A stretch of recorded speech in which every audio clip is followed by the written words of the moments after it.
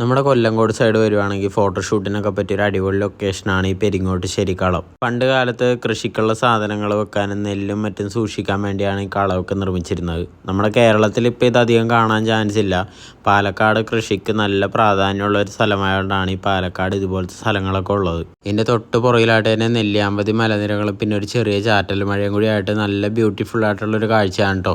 മഴയുള്ളതുകൊണ്ട് തന്നെ മലയുടെ മേളിൽ നിന്നൊക്കെ ഒത്തിരി വെള്ളച്ചാട്ടങ്ങളൊക്കെ നമുക്ക് കാണാൻ പറ്റും. ഈ കളത്തിൻ്റെ ഈ ഒരു ഭാഗത്തേക്ക് വന്നിട്ടുണ്ടെങ്കിൽ ധാരാളമായിട്ട് മാങ്ങ കൃഷി നമുക്ക് കാണാം കേട്ടോ.